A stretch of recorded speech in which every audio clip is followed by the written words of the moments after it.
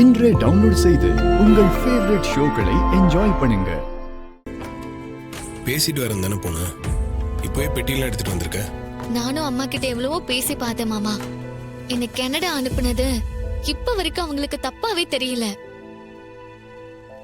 எனக்கு உங்களோட கல்யாணம் ஆனதையே அம்மா மறந்துட்டாங்க போல. திரும்ப திரும்ப உங்களோட நான் சேரக்கூடாதுன்னு சொல்லிட்டே இருக்கிறதுல அவங்களோட பகைதான் என் கண்ணுக்கு தெரிஞ்சதே தவிர என் வாழ்க்கை மேல அவங்களுக்கு அக்கறை இருக்கிறதா தோணவே இல்லை. அதான் எனக்கு நம்ம வாழ்க்கை தான் முக்கியம்னு நான் கிளம்பி வந்துட்டேன். நீங்க என்ன புரிஞ்சுப்பீங்கன்னு தெரிஞ்சுதான் உங்ககிட்ட கேட்காமலேயே என் திங்ஸ் எல்லாம் எடுத்துட்டு வந்துட்டேன்.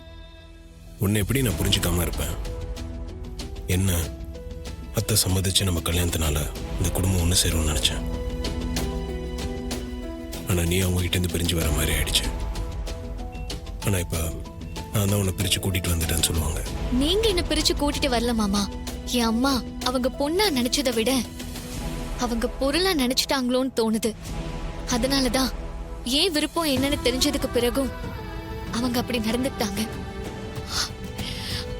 அம்மா என்கிட்ட அப்படி நடந்திருக்க கூடாது மாமா. அதனாலதான் நான் உங்ககிட்ட கூட கேட்காம கிளம்பி வந்துட்டேன். என்ன நம்ம வீட்டுக்கு கூட்டிட்டு போவீங்களா? ஏன் இப்படி எல்லாம் கேட்குற?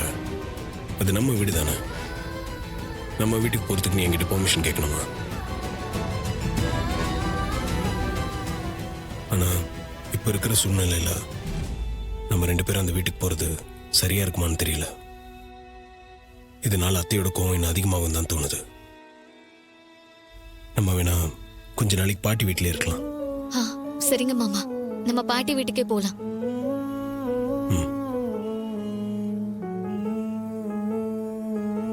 மாமா ஒரு நிமிஷம். முதல் முறையா கணவன் மனைவியா நம்ம பாட்டி வீட்டுக்கு போறோம்.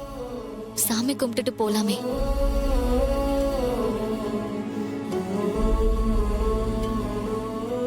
என்ன மாமா, தாலி இல்லாம இப்படி பேசுறேன்னு நினைக்கிறீங்களா? என் கழுத்துல இருந்த தாலி இப்ப உங்ககிட்ட இருக்கு, அவ்வளவுதான் வித்தியாசம். என்ன மாமா? ஒண்ணும் இல்ல, வா.